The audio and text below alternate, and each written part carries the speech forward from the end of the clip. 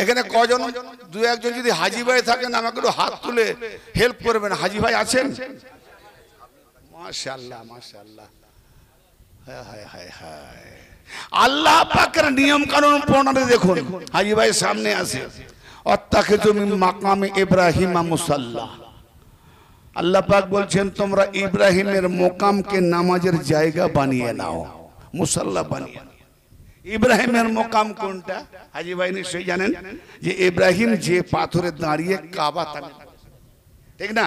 তাহলে ওই পাথরটা হলো ইব্রাহিমের মোকাম। সেই পাথরের উপরে এখনো ইব্রাহিম আলাইহিস সালামের কদমের ছাপ আছে কিনা? মাশাআল্লাহ, একদম ছবিও নিয়ে এসছে। আচ্ছা, সেটা আগে যেমন ছিল এখন একটু পরিবর্তন করা হয়েছে। সীসার মধ্যে শত্রু মিত্রের ব্যাপার তো বাঁধিয়ে রেখেছে, দূর থেকে দেখে নাই, সেইটাকে সামনে করে দেওয়া হয়েছে। ইব্রাহিমের ছাপ আগে, পায়ের ছাপ, ইমাম তার পিছনে, কাবা তার আগে। তাহলে কাবার চারদিকে নামাজি মুক্তাদি এক ইমাম দাঁড়াবে কোথায়? যেদিকে ইব্রাহিমের মোকাম। যখন চারদিকে তো দ্বন্দ্ব লেগে যাবে, এ উত্তরওয়ালা বলবে না হুজুর ওই দিক দক্ষিণ দিকে বারবার দাঁড়ান, উত্তর দিকে দাঁড়ান। দক্ষিণওয়ালা বলবে দক্ষিণ দিকে, পূর্ব দিকে দাঁড়ান। পূর্বওয়ালা বলবে না না পশ্চিম দিকে যাবেন না, দ্বন্দ্ব লেগে যাবে। আল্লাহ ফয়সালা করে দিয়েছেন, যার ধার দিয়ে আমি কাবা তামির করেছি তাকে ছেড়ে তোমরা দলমত করো না, নির্বিশেষ সবাই মেনে নাও কি না, অত্তাখিযু মিন মাকামে ইব্রাহিম মুসাল্লা। তোমরা ইব্রাহিমের মোকামকে নামাজের জায়গা বানিয়ে নাও, চারদিকে দাঁড়িয়ে যাও, ইমাম যেখানে দাঁড়াবে ওইটা হবে ইমামের ইক্তেদাতে সকলের সাজদা।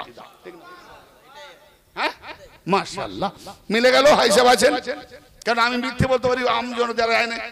আচ্ছা, ইব্রাহিমের কদম আগে, ইব্রাহিম যে ইমাম সাজদা দিচ্ছে আর মুক্তাদিরা সাজদা দিচ্ছে, কোন ওলির কদমে মাথা ঝুকালে যখন শিরক, কোন মাজারে মাথা নোয়ালে যখন শিরক। হ্যালো, যারা যারা নামাজ পড়ছে কাবা বায়তুল্লাহতে ইব্রাহিমের কদমের ছাপ আছে, অরিজিনাল নয় ভাই। ফটোর দাম বেশি না ফটোওয়ালা যে যার ফটো সেই অরিজিনালের দাম বেশি? আপনার বাড়িতে বৌমার ফটো দেখালো, ওই ফটোকে বিয়ে করবেন না যার থেকে ফটো নিয়ে এসে সেই অরিজিনালকে বিয়ে করবে? বলেন না ভাই, এতটা ঘুরিয়ে বলতাম না। তাহলে অরিজিনাল কদম ইব্রাহিমের, তার কদমের ছাপ, তাকে যদি সামনে থেকে সাজদা করে, আল্লাহ বলতে যাচ্ছে আগে ইব্রাহিমের করো তাজিম, তারপরে কাবা বাইতুল্লাহকে করো সাজদা। কাবা বাইতুল্লাহ আল্লাহর ঘর, আমি তো আসিনি, ওই ঘরে আলী এসেছে। আমি আল্লাহ ওয়ালি, আমি জাতে ওয়ালি, আলী সিফাতে ওয়ালি। অতএব আল্লাহর জাতি সিফাতি হয়ে আলী যখন এসেছে, অতএব ওটা আল্লাহর ঘর হয়ে গেছে। অতএব কাবাকে সাজদা করা মানে আল্লাহর আলীর জন্ম ঘরকে সাজদা করা। তো আলী গালি করলে যদি শিয়া হয়, তো আলী যে ঘরে এসে 3 দিন 3 রাত ছিলেন সেই ঘরকে কিবলা করে নামাজ পড়া মানে তুমি তো পাক্কা বড় শিয়া।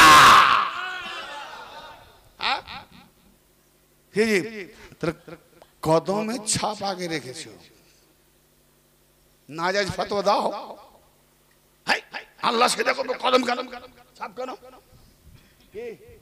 আল্লাহর নিশানি কদমের ছাপ, ইব্রাহিমের কদম নয়, ছাপ। তার মানে নকল, আসল নয়। যারা হাজিরা গিয়ে 3টে পাথর দিয়ে, ভাই আমার কটা শয়তানকে মেরেছে?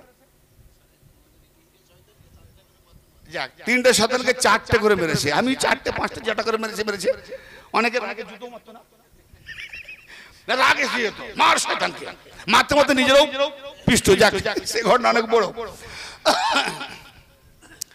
ভাই, এখন ইব্রাহিম আলাইহিস সালাম যে কাকর দিয়ে মেরেছিলেন শয়তানকে, এনারা কি সেই কাকর পেয়েছেন?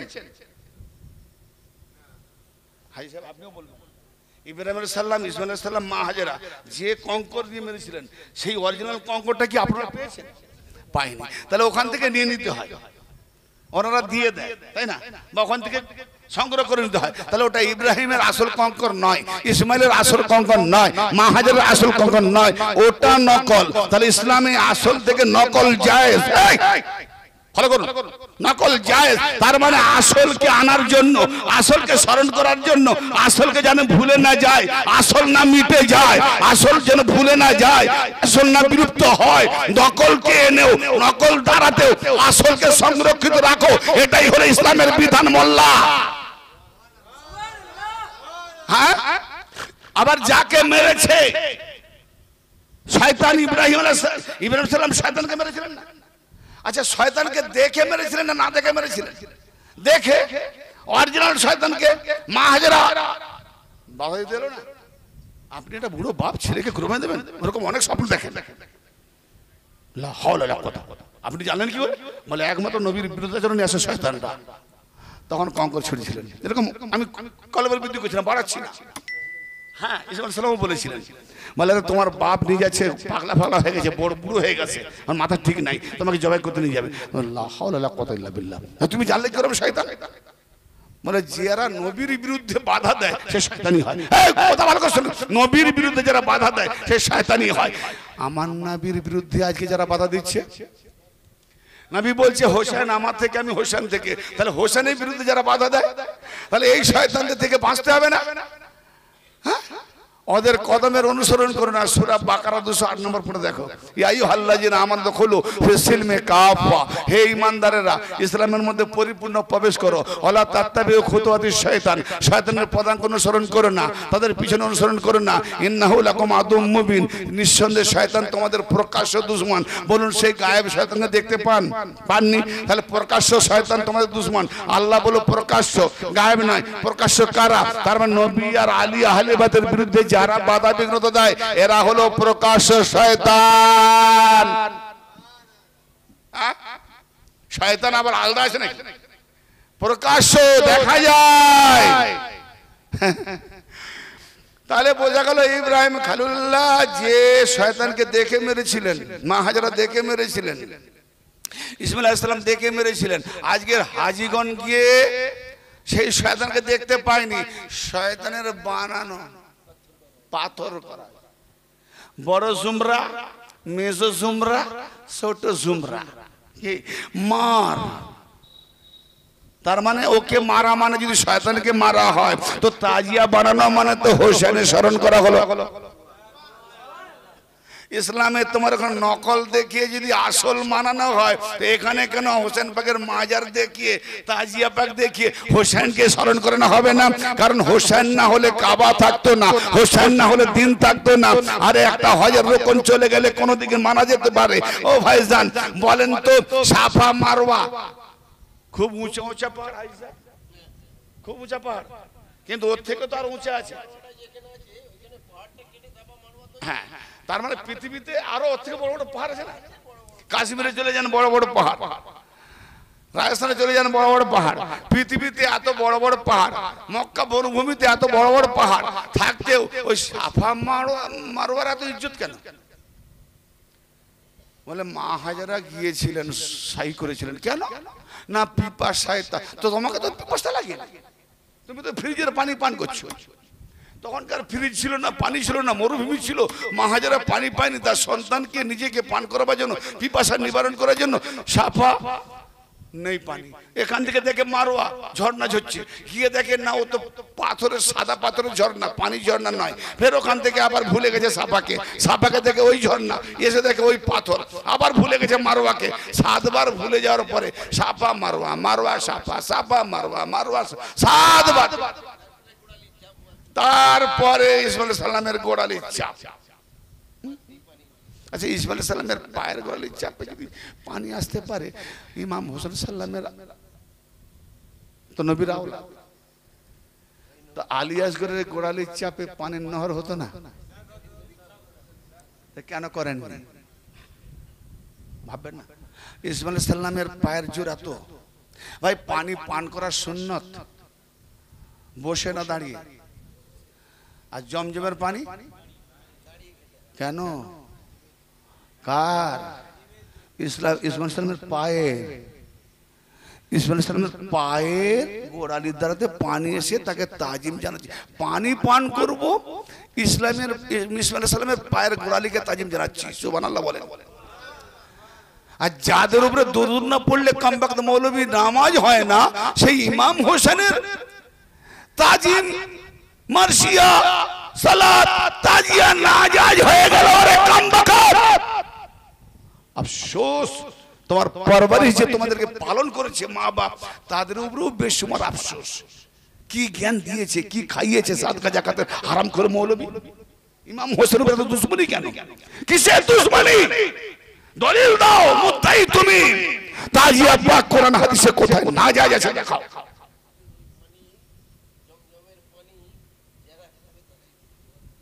বেশ আমি পান করেছি, ও ডাবের পানিকেও হার মানিয়ে দিয়েছে, সেটাই বলছি না। তাহলে পানি সাফা মারোয়া কাদের লোক? যদি আজকে ওই পানি দাঁড়িয়ে পান করা বন্ধ করে দেওয়া যায়, তাহলে ইসমাইলের নামটাও থাকবে না। হ্যালো, মুছে যাবে না? সাফা মারওয়া ওই আরকান আকাম ওই রেওয়াজ যদি বন্ধ করে দেওয়া যায় ওই রকমটা, তাহলে সাফা মারওয়া থাকবে, মা হাজারার নাম মিটে যাবে, ঠিক না বেটি? তাহলে সাফা মারওয়ার দ্বারাতে মা হাজারার নাম জিন্দাবাদ, দাঁড়িয়ে পান করার নামেতে ঈশ্বর সালামের গোড়ালি জিন্দাবাদ। তাহলে তোমার এদের নাম না মিটাবার জন্য আজ সাই রেখেছে, সাফা মারওয়া রেখেছে, কিছু জমজম দাঁড়িয়ে পান করা রেখেছে। হোসেনের নাম তুমি মিটাতে চাইছো, হোসেনের নাম যাতে না মিটে যায়, কারবালার নাম মিটে যায়, এর জন্য তাজিয়া বানিয়ে হোসেনকে ইয়াদ বানাও। ভাই আমাকে একজন বলছে, এরকম আলোচনা হতে হতে, আপনার সঙ্গে কেউ পারে না কেন জানেন? কেন? আপনি বড় মার পেছে চলেন। মার বলে যে কথা ঘুরিয়ে ঘুরিয়ে মার পেছে। সুবহানাল্লাহ, আমি মার পেছে চলি বলে ভাই তার জন্য আমি হালাল জাদা। আমি মার পেছে চলি বলে প্রমাণ হচ্ছে আমি হালাল জাদা, সাহেব জাদা। তো আপনি যদি মার পাশে না চলতে চান, তাহলে নিজেকেই প্রমাণ করেন হালাল জাদা নয় হারাম জাদা। ভাই রাগ করবেন না, আমি এর উত্তর দেব, দেবেন? আমি হ্যাঁ। মার পেছে আর সরাসরি, উনি চাইছেন সরাসরি মার পেছে নেবে না, সরাসরি দলিল দাও, মানতে গেলেবে না, লজিক নেবে না। তোমার আল্লাহ কেন কোরআনে মশার সমতুল্য, মশার ডানার এক্সাম্পল, গরুর এক্সাম্পল, কুকুরের এক্সাম্পল, শুয়ারের এক্সাম্পল, এর এক্সাম্পল, তার দৃষ্টান্ত, ওর দৃষ্টান্ত। তোর আল্লাহকে বল না এত মার পেছে না গিয়ে সরাসরি। হ্যাঁ, আচ্ছা, আমার বাপ আমার মাকে দেখতে গিয়েছিল, দেখে পছন্দ হলো, দু চারজন ছিল, পছন্দ হলো, দিনধার্য হলো, উকিল হলো, সাক্ষী হলো, মোল্লা এলো, বিয়ে পড়ালো, দেনমর হলো, শোধ হলো, ঘরে নিয়ে এলো, তারপরে আমি জন্ম হলাম। কত মার পেছে সংক্ষেপে না। এখন ধরো তোমার বাপ বলে অত মার পেছে গিয়ে লাভ নেই, চোখ মার, লজে নিয়ে চল, বাস তুই জন্ম হয়ে যা। হ্যালো, তো ভাই মার পেছে আল্লাহ যদি ধর্ম রাখে, তো আমি মার পেছে চলবো না, তোমার মতো ডাইরেক্ট হারাম জাদা হব, আমি সাহেব জাদা। জোরে বলেন সুবহানাল্লাহ। ভাই দলিল দেবো, তার সঙ্গে দর্শন দেবো না, লজিক দেবো না।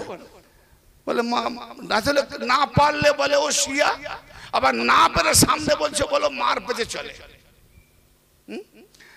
তাই একজন আল্লাহর ওলিকে বলছে, আচ্ছা বলেন তো আপনি মেহনত না করে হ্যাঁ কি করে কাটবেন? রোপণ তো করতে হবে, তবে তো কাটবেন। তো কি রোপণ করেছেন? বলে কেন, তোর বাপ মা কি তোর মাথায় চুল রোপণ করে দিয়েছিল? লাপিত কি করে কাটে? বুঝতে পারলেন না? হ্যাঁ, আমাদের মাথায় চুল কে রোপণ করেছে? বাপ মা করেছে। যেখান থেকে এসছে রোপণ হয়েছে, কাটে কে? তো যে রোপণ করেছে সে তো কাটে, আল্লাহ কাটে, অন্য লোক। তো এইরকম কত আনপড় মৌলবী গাদা গিদড়ের মতো কথা বলে, আমি তো আফসোস হয়ে যাই, কি পড়াশোনা করেছে। আসলে একটাই কথা, আকল বিবেক তাদের হারিয়ে গেছে, গুমরাহ ফিরকা তার নমুনা। যারা গুমরাহ ফিরকা তাদের নমুনা হলো, তাদের কাছে দর্শন থাকবে না, আকল বিবেক থাকবে না। আসুন দু চারটা দলিল দিয়ে দিই, দু চারটা দলিল দিয়ে দিই ইনশাআল্লাহ। একবার দরুদ পড়ুন, আল্লাহুম্মা মাওলানা মুহাম্মদ আলা সাইয়্যিদিনা মাওলানা মুহাম্মদ। হোসেন, হোসেন হলো আয়াত। কি জি? আয়াত মানে আল্লাহ পাকের নিদর্শন। সূরা ইয়াসিন, সূরা ইয়াসিনের 41 আর 42 নম্বর আয়াত। ঠিক বলছি তো? একবার দেখে নিচ্ছি। হ্যাঁ, 41-42 নম্বর আয়াত। এবার আয়াত নাম্বারটা বলুন আর ওটা বলবে। হ্যাঁ, 41-42, মাশাআল্লাহ। 41-42 এই আয়াত পাকে তাফসীর করতে গিয়ে আমার তো হাসি লাগে। তাফসীর পড়তে পড়তে হাসবো না রাখবো নাকি জুতো মারবো না ঝাঁটা মারবো আমি খুঁজে পাইনি, দিশেহারা হয়ে যাই। একটু বললে আমি তাফসীরগুলো নাম বলে দেবো, পড়বেন তো আপনার দিশেহারা হয়ে যাবে। এই জন্য অনেক মৌলানা বলে এই যে আয়াতটা আপনি পড়ছেন এর তাফসীর জানেন? আমলে আগে বলুন এই আয়াতটা যখন নাজিল হয়েছিল তুমি যে তাফসীরের কথা বলছো ওই তাফসীর লেখক কি ওইখানে ছিল প্রেজেন্ট যখন আয়াত নাজিল হয়? তাফসীর মানে ব্যাখ্যা, তাবিল। কি তাহলে আয়াত নাজিল কি কারণে হয়েছে এটা আগে জানতে হবে এবং তার মানে জানতে হবে, ভাবার্থ জানতে হবে, মাফহুম জানার পরে তারপরে তার ব্যাখ্যা তুমি লাগবে। কতগুলো সংজ্ঞা আছে, যা তা করে তাফসীর করলে হয় না। তাফসীর মানে ব্যাখ্যা। জি, একটা ছোট জিনিসকে বড় ব্যাখ্যা। 10 জন ব্যক্তি এসছে, দুটো ডিম আছে, চারদিকে দোকান বন্ধ আর ডিম পাওয়া যায় না, ডাল আছে একটা সবজি আছে, মাছ মাংস নেই, কি করি গো? ভাউরি বলছে দুটো ডিম, মেহমান 10। বলে মা তাই তো। সাউরি বলে বুদ্ধি নেই, কোন জাতের বেটি, একটু বুদ্ধি কর না। বলে মা আপনি তো সেই জাতের মা, বুদ্ধি দেন না। হ্যাঁ, বলে বুদ্ধি শুন, কিছু বেশি করে পেঁয়াজ কুচিয়ে নে, একটু আলু ছোট ছোট করে কুচিয়ে নে, দুটো ডিম ভেঙে নে, ভালো করে ফেটে ফেটে দুটো কড়াতে ভালো করে মামলাট কর। আর 10 জন তো বড় বড় দুটো হয়ে গেল, এটাই 5 ভাগ ওটাই 5 ভাগ করে দিয়ে দে। যেই যাবে ডাল সবজি ডিম ভাজা, ডিম ভাজা তো বলবে দুটো ডিম আছে শুধু খাই পেঁয়াজ আর আলু, বলবে ডিম ভাজা, বলবে ডিম ভাজা, তাই না? ঠিক বলছি না? তো অতএব এই কোরআনের আয়াতের উপরে যে নিদর্শন ঢোকানো হয়েছে এ সবই দেখতে গিয়ে দেখা যায় শুধু আয়াত আর আয়াত। হোসেন কোরআনের আয়াত, মাওলা আলী কোরআনের আয়াত, ফাতেমা কোরআনের আয়াত, হোসেনকে ফলো করে যেটা হচ্ছে কোরআনের আয়াত, এটাকে ফলো করে যেটা হচ্ছে কোরআনের আয়াত। যাই কিছু খাই ডিম ভাজা, যাই কিছু ওনাদের স্মরণ করে যেটা করি কোরআনের আয়াত। হ্যাঁ, কোরআনের আয়াত। আর বোধহয় দাওয়াত দেবেনি আর। বলে যা বলান বলছে মৌলবীদেরকে, মৌলবীরা আমাদের বাঁচতে দেবে তো? হ্যাঁ, ভয় পাবেন না, আমাকে ফোন করবেন। আপনারা ভয় পাবেন, हम अली वाले हैं, हम बकरी वाले नहीं, हम अली वाले हैं। একটা জিহাদের ময়দান দেখান যে মাওলা আলী নবীকে ছেড়ে পালিয়েছে। কিন্তু তোমরা যাদের রড লাগিয়েছো না সাহাবী, এক সাহাবীকে বলছে আরে ছেড়ে হোনানের যুদ্ধে, আরে যাচ্ছ কোথায়? বলে ভাগো, আল্লাহর হুকুম হয়েছে ভাগো। তার মানে ওর উপরে আল্লাহর হুকুম হয়েছে নবীকে ছেড়ে পালাও, জান বাঁচাও। আবার সে নাকি নবীর পরে কেউ নবী হলে সে নাকি নবী হতো যে পালাচ্ছে নবীকে ছেড়ে। আকলমন্দ কো কাফি ফাকাতে কি ইশারা। আফসোস, খুলবো ইনশাআল্লাহ, খোলার টাইম এসে গেছে, সব খুলবো, আসল সব বেরিয়ে আসবে। জি আচ্ছা বলেন, ও আয়াতুল লাহুম আন্না হামালনা, ও আয়াতুল লাহুম আন্না হামালনা যুররিয়াতুম ফিল ফুলকিল মাশহুন, ও আয়াতুল লাহুম তাদের জন্য আয়াত হলো, তাদের জন্য একটি আয়াত হলো, নিদর্শন হলো কি? আন্না হামালনা, নিঃসন্দেহে আমরা তাদেরকে বহন করেছিলাম। গৌর করেন, ও আন্না হামালনা যুররিয়াতাহুম তাদের বংশধরগণকে। নো ব্রেন দিক নয়। নূহ নবীর জাহাজে যারা সওয়ার হয়েছিল তারা কারা ছিল? নবী নবীর আওলাদ ছিল না সাহাবারা ছিল? জোরে বলেন না। যারা জানেন জোরে বলতে পারেন না। আওলাদ ছিল নূহ নবীর আওলাদ ভাগো, তবে হ্যাঁ 3 জন ছিল, সাম হাফস ইয়াফস, কিন্তু কেনান চলে গেছে। সে মায়ের পাল্লাই পড়ে জাহান্নামী, কারণ নূহ নবীর বিবি কাফেরা ছিল আর লূত নবীর বিবি কাফেরা, দুজন কাফেরা। আর একটা কাফেরের বিবি জান্নাতি, মা আসিয়া, ফেরাউনের বিবি, ঠিক না? হ্যাঁ হ্যাঁ। যাই হোক, নবীর ঘরের বিবি কাফেরা, জাহান্নামে ঢুকি দিয়েছে, ঢুকাবে নয়, কোরআনে প্রমাণ আছে ঢুকি দিয়েছে। যে জাহান্নামে যাবে নয়, সে অপেক্ষা থেকে না হয়ে গেছে, জাহান্নামে চলে গেছে, রক্ষা নেই। তো ব্রাদারে মিল্লাত বলছে যুররিয়াতাহুম, তাদের বংশধরগণকে ফিল ফুলকিল মাশহুন, সূরা ইয়াসিন 41 নম্বর আয়াত। নিঃসন্দেহে আমরা তাদের জন্য একটি আয়াত দেখানো হচ্ছে, দেওয়া হচ্ছে, লক্ষণ করানো হচ্ছে। নিদর্শন কি না, তাদের বংশধরগণকে আমরা বহন করেছিলাম। কিসে করে? বহন মানে বয়ে নিয়ে যাওয়া। কিসে করে? ফিল ফুলকিল মাশহুন, বোঝাই করা জাহাজে করে। জোরে বলেন। তাহলে নূহ নবীর জাহাজকে আল্লাহ আয়াত বললেন। হ্যালো। আর নূহ নবীর মাননেওয়ালা যারা ছিল জাহাজে, এরা সবাই নূহ নবীর যুররিয়াত মানে বংশধর। তাহলে জাহাজের ভেতরে যারা ছিল নূহ নবীর বংশধর, তাজিয়া পাকের মধ্যে যারা আছে এরা তো হোসাইনি বংশধর। আরে আয়াত কি বলছে? কাঠের জাহাজ যদি আয়াত হয় তো আমার হোসেন নূরের জাহাজ, এত বড় আয়াত। আরে নূহ নবী কে বানানো হয়েছে কাঠের জাহাজ, ও ছোট আয়াত। আর আমার নবীর যে জাহাজ, এই মোল্লা রোজ খুতবায় পড়ে জুম্মায়, মাসালু আহলে বাইতে কা সাফিনাতে নূহিন মান রাকিবুহা নাজা মান তাকাল্লুফা আনহা গারাকা। নবী বলছেন আমার আহলে বাইতের মিসাল হলো নূহ নবীর কিস্তির মতো। অতএব নূহ নবীর কিস্তিতে যারা সওয়ার হয়েছিল তারা মুক্তি পেয়ে গেছিল। আমার কি বলে, আহলে বাইতের কিস্তিতে যারা সওয়ার হবে এরা নাজাত পেয়ে যাবে। সুবহানাল্লাহ। তো কাঠের জাহাজে নাজাত পেয়েছিল, দুনিয়াবি নাজাত।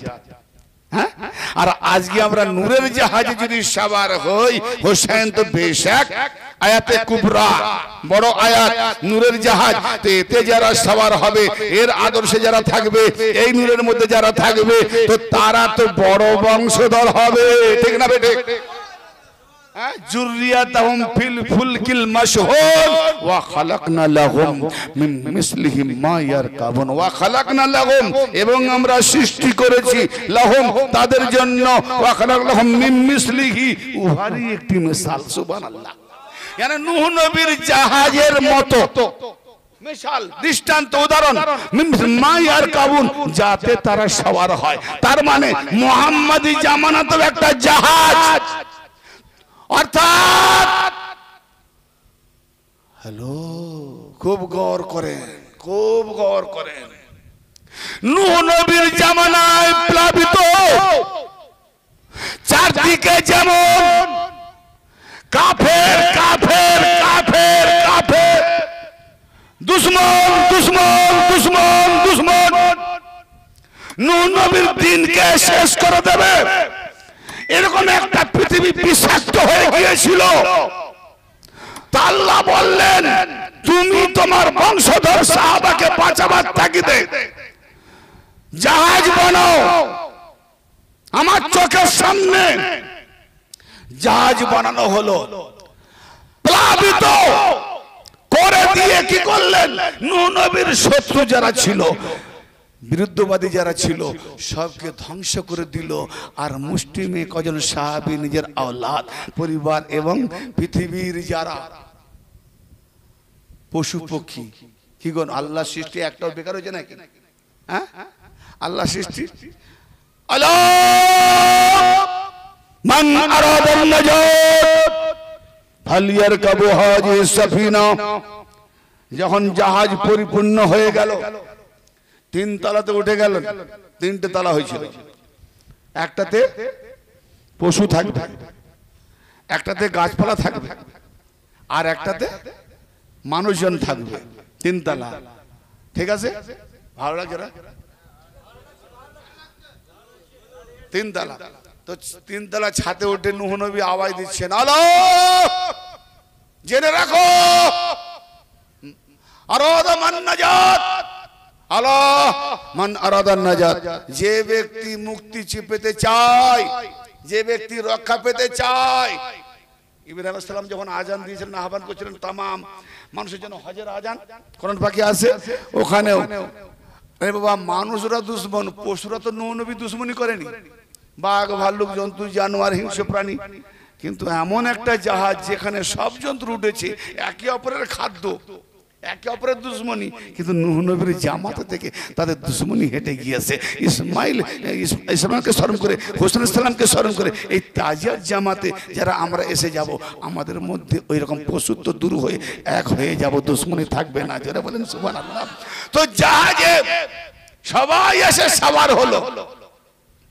একটা ওয়াকিয়া পড়লাম, 2টো শুয়ার, একজন বলছে চলো না, নূহ নবী ডাকছেন, নাহলে মারা যাবো, যে পেলাবে না। মুক্ত নয় ছুঁচ, তুই শুয়ার, আমরা সব থেকে নাপাক, আমাদেরকে নাকি তুলবে, জাহাজে আমাদেরকে উঠাবে না। বলে দেখো, একটা কথা ভেবে দেখো, কর্তব্য আমাদের, উনি আমাদের আহ্বান করেছেন, উনি আমাদের আহ্বান করেছেন, আমরা যাব, আহ্বানে সাড়া দেবো। এবার উনি আমাদের ওঠাবেন না ওঠাবেন সেটা ওনার কাজ, কিন্তু যদি আমরা সাড়া না দিই, কাল ইতিহাসের পাতায় লেখা হবে সব জানোয়ার আহ্বানে সাড়া দিল, এই শুয়ার যাত্রা সাড়া দেয়নি। আজও পর্যন্ত কোনো ইতিহাস নাই যে শুয়ার যা সাড়া দেয়নি। শুয়ারও সাড়া দিয়েছে নূহ নবীর ডাকে, কুত্তাও সাড়া দিয়েছে নূহ নবীর ডাকে। এ ভাই গৌর করবেন, জীব জন্তু জানোয়ার যত হাইওয়ান চতুষ্পদ সবাই সাড়া দিয়েছে নূহ নবীর ডাকে, কিন্তু আমার নবী ডাক দিয়েছেন আহলে বায়ত মিসাল স্বরূপ যে জাহাজ, কিন্তু আজকে কুত্তা থেকেও খারাপ, শুয়ারের থেকেও খারাপ, জন্তু জানোয়ার থেকেও নিকৃষ্ট এই মোল্লা মৌলবীরা, যারা ইমাম হোসেনের ডাকে, আলীর ডাকে, ফাতেমার ডাকে, আহলে বায়তের ডাকে, নবীর ডাকে সাড়া দেয় না। সুবহানাল্লাহ। ঠিক বলছি না বেঠিক বলছি ভাই? জানোয়ার কুত্তা শুয়ার নবীর ডাকে সাড়া দিয়েছে। আফসোস, শত আফসোস এদের পারভার্সির উপরে, ভেবে গুলাই না। তার আগে আজ শুয়ার আসে না নেই, শুয়ার আসে না নেই, তাহলে জাহাজে উঠেছিল, যারা যারা আছে সব জাহাজে উঠেছিল, প্রত্যেক জোড়া জোড়া নিয়ে নিয়েছে, হ্যাঁ সবাইকে নিয়েছে। আরে কে ধরাবে না ধরাবে, আল্লাহ পাকের মাসরি হাত। এতটুকু জায়গাকে এত বড় করতে পারে, আবার এতটুকু বড় জায়গাকে এতটুকু করতে পারে, ঠিক না? 1 দেগ রান্না করে 500 লোকও খেতে পারে, আবার 5 দেগ রান্না করে 200 লোকও খেতে পারে না। এখানে তো আর প্রমাণ অনেক আছে বেরাদানে মিল্লাত। তাহলে কোরআন পাক প্রমাণ দিচ্ছে যে আহলে বায়ত হলো আমাদের জন্য নাজাতের খানদারি। কেন? নূহ নবীর খুতবাতে তুমি পড়ছো, জুমা পড়ছো, ওই দলিলটা দিয়ে ভাবো তো, যে তুমি বলছো মাসালু আহলে বাইতে কা সাফিনাতে নূহিন মান রাকিবুহা নাজা মান তাকাল্লুফা নাগারাকা। আমার আহলে বায়তে নবী পাক বলছেন, আমার আহলে বায়তের মিসাল, দৃষ্টান্ত, উদাহরণ হলো নূহ নবীর কিস্তির মতো, জাহাজের মতো। সেই জাহাজে যারা সবার হয়েছিল মুক্তি পেয়েছিল, অতএব আমার নূরি জাহাজে, আহলে বায়তের জাহাজে, তাদের আদর্শে যারা থাকবে সবার হবে, এরা মুক্তি পেয়ে যাবে। তুমি এখানেও মুক্তি পাবে, আখিরাতেও মুক্তি পাবে। জোরে বলে। তাহলে খুতবাতে বলে দেওয়ার পরেও রোজানা পড়ছো, হ্যাঁ, তারপরে তুমি সাড়া দিয়েছো, সাড়া দিয়েছো। তাহলে সাড়া দাওনি মানে বোঝা গেল শুয়ার সাড়া দিয়েছে নূহ নবীর ডাকে, কিন্তু আমার নবী পাকের ডাকে আহলে বায়তের আদর্শের উপরে থাকবে এই মোল্লা যে নামাজ পড়েছে সেও সাড়া দেয়নি। আরে জন্তু জানোয়ারের মিসাল কোরআন পাকে দিয়েছে, যারা তার থেকেও নিকৃষ্ট, গাধার থেকেও নিকৃষ্ট, 4 পায়ে জানোয়ার থেকে নিকৃষ্ট। এদের আকল বিবেক গেছে। খারাপ লাগছে ভাই? হ্যাঁ, আকল বিবেক গেছে। তুমি বুঝাবে, তোমার কাছে মোল্লার কাছে দিন নেবো, মোল্লা দিন দেবে, মোল্লা দিন দিলে তুমি জান্নাতে যাবে। আল্লাহ দিন দিয়েছে, মাওলার কাছে দিন নাও। মাওলা আলীকে মাওলা বলে, আলী মাওলা, শিয়ারা বলে আমি বললাম শফিকুল ভাই, এখানে কেউ শফিকুল আছে নাকি? নেই তো? ডোন্ট মাইন্ড না, ডোন্ট মাইন্ড, আমি তাকে বলছি উদাহরণ সাপেক্ষ, উদাহরণ সাপেক্ষ। তখন সে মুখ ঘুরে বলছে কি বললে, কি বললে? কেন রে ভাই, কি অন্যায় বললাম? না না, কি বললে তুমি? শফিকুল ভাই। কেন, কি অন্যায়? মুখটা সেটকে গেছে, কি অন্যায় বললাম? এই তুমি জানো আমি সে আগেকার শফিকুল আছি, কি হয়েছে, কি হয়েছে? তুমি জানো না আমি এখন মুফতি ডিগ্রি, মৌলানা ডিগ্রি করে এসেছি? তুমি মৌলানা সাহেব বলতে পারো নি? আচ্ছা, শফিকুল আছে না এখন গেছে? শফিকুল আছে, তার উপরে একটা চেপে গেছে কি বিরাট ওজন, মাওলানা। আবে কামবাখা, তুই তো কালকে ফতোয়া দিয়েছিলি যে আল্লাহ মাওলানা, আর কেউ মাওলানা নয়। আল্লাহ মাওলানা, আনতা মাওলানা, আল্লাহ তুমি আমাদের মাওলানা, তুমি আমাদের মাওলা, মাওলানা মানে আমাদের মাওলা। তো আল্লাহ ছাড়া অন্য কাউকে কেউ মাওলা বলে শিরক হয়। তখন আলীকে আমরা মাওলা বলাতে তোমার মুখ ছিটকে গেছিল, আর তুমি কি করে বলছো আমাকে মাওলানা বলো? তা আল্লাহ মাওলানা, তুমিও দাবি করলে মাওলানা, দুই মাওলানা বরাবর শিরক হয়ে গেল। তুমি তো পাক্কা মুশরিক। এই মুশরিকের বাচ্চা, তার মানে যত মাওলানা এরা আলী আহলে বাইত মানতে গেলে শিরকের ফতোয়া, মুশরিক হয়ে যায়। এরা নিজেরা মাওলানা হবে, মুশরিক হবে না। তার মানে এরা বলছে আমরা তোদের খোদা, ও খোদা চা, এরা খোদা হয়ে বসে আছে। হ্যাঁ, আহলে বাইতের মিসাল নূহ নবীর কিস্তির মিসাল। নূহ নবী যেমন, নূহ নবীর জামানায় যেমন সমস্ত কুফরি থেকে ইমানি লোধারে বাঁচার তাগিদে জাহাজ বাঁচিয়েছে, নূহ নবী তার পরিচালক। নূহ নবী এই জাহাজের পরিচালক, জাহাজে সওয়ার হয়ে বাঁচিয়েছে কার থেকে? কুফরি থেকে, দুশমন থেকে, নেফাক থেকে, রুহের বেমারি রোগ থেকে। তো রুহের বেমারি রোগ থেকে নিরাময় পেতে গেলে আল্লাহ পাক উপর থেকে যে ডাক্তার পাঠিয়েছেন, সেই ডাক্তার আমার ইমাম হোসেন, সেই ডাক্তার আমার ইমাম হাসান, সেই ডাক্তার আমার মওলা আলী, সেই ডাক্তার আমার মা ফাতেমা, সেই ডাক্তার মুহাম্মদ রাসূলুল্লাহ। অতএব এই রুহের চিকিৎসা করতে গিয়ে যেমন আজকের প্লাবন কুফরিয়াত, আজকে এজিদ যা করেছিল, এজিদ যা করেছিল যে হোসেন যদি কারবালাতে শহীদ না হতেন, নূহ নবীর জামানায় চারদিকে যেমন কুফরি অন্যায় ভরে গেছিল, ইমাম হোসেনের জামানায় চারদিকে কুফরি অন্যায় ভরে গিয়েছিল। ইমাম হোসেন নূহ নবীর জাহাজ সবকে প্লাবিত করে ধ্বংস করেছে, ঈমান বাঁচিয়েছে। ইমাম হোসেন শহীদ হয়ে কুফরিয়াত থেকে নানা মুস্তাফার উম্মতকে বাঁচিয়ে দিয়েছে। এ হলো জাহাজ, আমাদের জাহাজ। ভাই আমার বাস আর দুই একটা দলিল দিয়ে শেষ করব। আমরা এক মাস আগে গরু কুরবানি দিয়েছি। তো কটা হয়? হয় ভাই, 3 দিনে সাবার করে দিয়েছে, বাকি রাখে 3 দিনে। আমার বাড়িতে একজন চাল দিয়ে যেত, বুঝলেন, সে 3 মাস চাল দিয়ে যায় না, অন্য জায়গা থেকে সংগ্রহ করতে হতো, অনেক দূর হেঁটে যেতে হবে, সাইকেল যেতে হবে, যাইনি, অন্য জায়গায় কিনে নিতাম। তা একদিন দেখা হলো অন্য একটা গ্রাম, হলো কি রে 3 মাস চাল দিয়েছিল, তোর হুঁশ নেই? বলে ওদিকে আর যাবো না। বলে কেন রে? বলে কুরবানির দিনে আমি এক বাড়িতে চাল দিতে গেছিলাম, ও বাবা তোমাদের মুসলমান জাত এমন। আমি কি হয়েছে? বলে কাল্লাটাকে নিয়ে তার শিংটাকেও বাদ দেয়নি, তাকেও কুচি কুচি খাচ্ছে। তো হাসির কথা নয়, সত্যি কথা, মুসলমান পয়সা ফয়সা কিছু বাদ দেয় না, দাঁতের সাইডে একটু রেখে ছাড় দিচ্ছে। কি গরু খুশ। হ্যাঁ, এই কুরবানিতে কেউ না যায় ফাতোয়া দেয়নি, এই কুরবানিতে কারো ফাতোয়া নেই। মুলবি সাহেব, এই কুরবানিটা কি কুরবানি? ছোট কুরবানি না বড় কুরবানি? হ্যাঁ, এই যে গরু, মোষ, দুম্বা, ছাগল, এই কুরবানি কোথা থেকে এলো? এই কুরবানিটা যদি উঠিয়ে দেওয়া যায়, ইসমাইল আলাইহিস সালামের নাম থাকবে, ইব্রাহিমের নাম থাকবে, মনে আর আসবে? সব মিটে যাবে। ইব্রাহিম আলাইহিস সালাম ইসমাইল আলাইহিস সালামকে জবাই করেছিলেন? হ্যাঁ না করেছিলেন? হয়েছে? হয়নি? এইটা কিসে আদেশ হলো? খোয়াবে। স্বপ্নে, স্বপ্নে। কি জন্য স্বপ্ন হলো? ইব্রাহিম আলাইহিস সালাম মানত করেছিলেন হাজরার ঔরস থেকে যদি আল্লাহ হিলমওয়ালা, হিকমতওয়ালা, ইলমওয়ালা, ভালো নুরানিওয়ালা ওরও যদি একটা সন্তান দাও আল্লাহ, আমি কাবা ঘরে ওয়াকফ করে দেবো, ওয়াকফ করে দেবো। সুবহানাল্লাহ। তো ওয়াকফ যখন করে দেবে, হয়ে গেল, হয়ে যাওয়ার পরে স্বপ্ন দেখছে, ইব্রাহিম, ইব্রাহিম ওয়াকফ করবে। বলে তো দিয়েছি।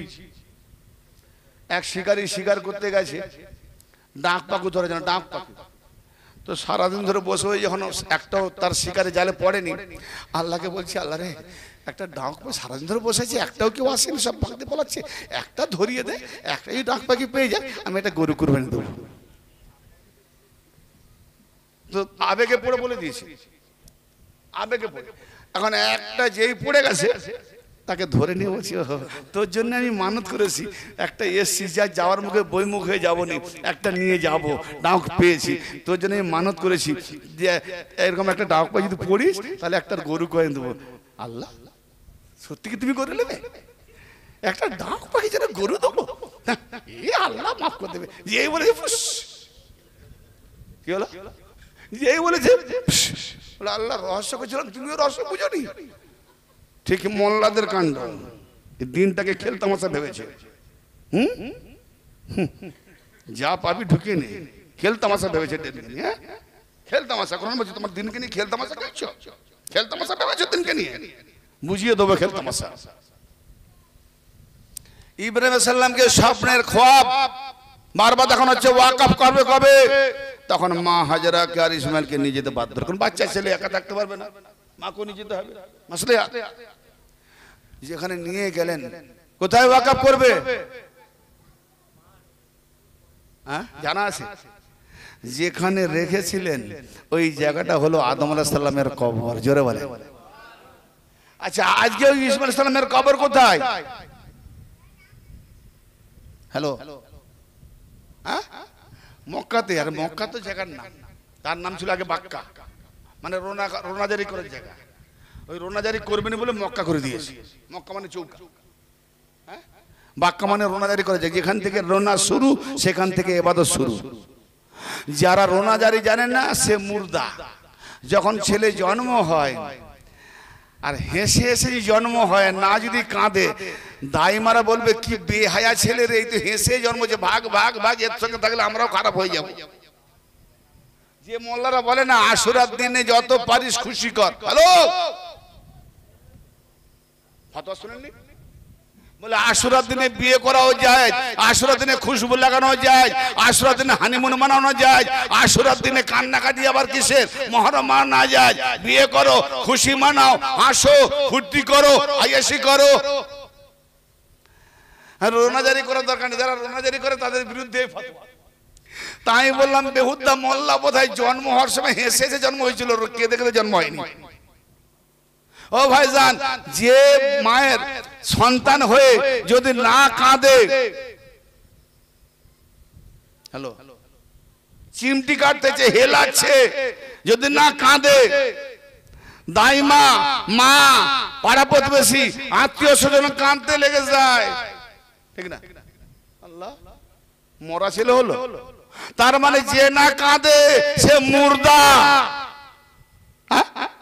আর যখনই কোন ছেলে ও জন্ম হয়ে কাঁদবে, দাইমাও হাসে, নিজের মাও হাসে, পাড়া প্রতিবেশী হাসে। তোদের জ্ঞানাক্কেল নেই? একটা মাসুম ছেলে পৃথিবীতে এসে কান্নাকাটি করছে, তোমরা হাসছো, মিষ্টি বিলাচ্ছ। বলে আরে মৌলভী সাহেব, যে হয়ে কাঁদে সে বেঁচে, মুর্দা জন্ম হয়নি, সে জিন্দা জন্ম হয়েছে, তার জন্য সে জীবিত বলেই তোমরা হাসছি। কিন্তু যে হয়ে জন্ম হয়ে কাঁদেনি সে মুর্দা, সে কাঁদেনি। তাই ও কাঁদেনি কেন, আমরা তখন কাঁদি, মুর্দা হলো। তো বোঝা গেল ইমাম হোসেনকে দিয়ে জীবনের কান্না দিয়ে যাত্রা শুরু, জীবিত হয়ে যাও। আর যারা বলে খুশি মানাও, ও বেকুব জন্ম হওয়ার সময় হেসে হেসে জন্ম হয়েছিল বলে, ভাগো বেহুদ্দা ছেলে, জন্ম হওয়ার সময় হাসতেছে। বেহায়া, বেশরম। আল্লাহু আকবার। ইসমাইল আলাইহিস সালাম কিছুদিন চলাফেরার মতো বয়স হলো। জান সূরা সাফাত পড়ে দেখুন 102 নম্বর থেকে আয়াত সূরা 107 পর্যন্ত চলে যান, 8-9 পর্যন্ত চলে যান। তখন ইব্রাহিমকে খ্বাব দেখানো হচ্ছে, ইব্রাহিম আমার প্রিয় বস্তুকে কোরবানি করো। তুমি প্রিয় বস্তু কোরবানি করবে, কোরবানি করো। তো বারবার স্বপ্নে কি দেখছেন? যে ইসমাইলকে জবাহ করছে। স্বপ্নে কি দেখছেন? ইসমাইলকে জবাহ করছে, ইসমাইলকে জবাহ করছে। একবার নয়, বারবার খ্বাবে ইব্রাহিম দেখছেন ইসমাইলকে জবাহ করছেন। একদিন ইসমাইলকে বলছে, বেটা আমি বারবার স্বপ্নে দেখছি তোমাকে জবাহ করছি, কোরবানি করছি, তোমার কি মত? তো বেটা জবাব দিচ্ছে, নিঃসন্দেহে আমাকে সবরকারীদের সঙ্গে পাবেন, আপনি আল্লাহর হুকুম পালন করুন। জোরে বলেন। আচ্ছা, আমাদের ঘরের কোনো বুড়ো যদি বলে, বেটা আমি স্বপ্নে দেখেছি তোকে জবাই করছি, তোর কি মত? বলি, বাপ পাগলা হয়ে গেছে।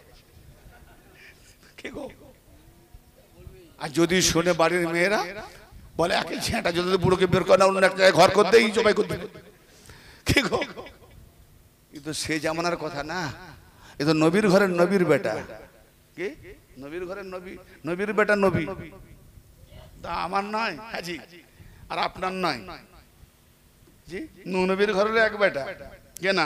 আবার ইব্রাহিম ঘরের নবীর বেটা ইসমাইল, কত ডিফারেন্স। আবার আদমের বেটা কাবিল, এরকম দু একটা হয় না? তো যাই হয়, ইসমাইল আলাইহিস সালাম রেজাল্ট কি দিলেন? যে আপনি হুকুম পালন করুন। মাকে বলে যাচ্ছেন, মাকে বলে যাচ্ছেন কে? ইব্রাহিম আলাইহিস সালাম কে বলছো, হাজেরা ইসমাইলকে সাজিয়ে দাও। বলে কেন? বল দাওয়াতে যাও। আহা হা, দাওয়াতে যাবে। তো দাওয়াতে যখন যাবে তার জন্য জামা কাপড় পরে সাজিয়ে দিলেন, কিছু হালকা খাইয়ে দিলেন, পানি পার করে দিলেন, নিয়ে গেলেন। মিনাতে গিয়ে ইসমাইল আলাইহিস সালামের হাতে পায়ে বেঁধে দিলেন, গৌর করেন। আর ইব্রাহিম নিজের চোখেতে পাট, কেন ছেলে না বাপ, ছেলের মুখ দেখে কি করে চালাবে? আর ওখানে হুকুম ছিল পেছন দিক করে হাঁটুতে দেবে। যেই ছুরি চালাতে গিয়েছে, ছুরিটা বসিয়েছে, ইব্রাহিম বন্ধ কর, তোমার কোরবানি কবুল, তুমি পরীক্ষায় পাস। বাস দুম্বা পাঠানো হলো, দুম্বা জবাই হয়ে পড়ে রইল, ইসমাইল দাঁড়িয়ে রইল। জোরে বলেন। আচ্ছা, ইসমাইল আলাইহিস সালামের লাকাব কি? জাবিউল্লাহ, মানে আল্লাহ জবাহকৃত, জবাই হয়েছে। ইব্রাহিম আলাইহিস সালামের লাকাব কি? খলিলুল্লাহ, তার মানে পরীক্ষাতে পাস, আল্লাহর প্রিয় বন্ধু। কি জি? তাহলে এখানে ইসমাইল বেটা জাবিউল্লাহ, বাপ ইব্রাহিম খলিলুল্লাহ। কারবালাতে এখানে চোখে পট্টি বাঁধা ইব্রাহিম, আর ইসমাইলের হাতে পায়ে দড়ি বাঁধা, যাতে ছটফট না করতে পারে, হ্যাঁ, ছিটকে না যায়। আর ও কারবালাতে এ খোয়াবে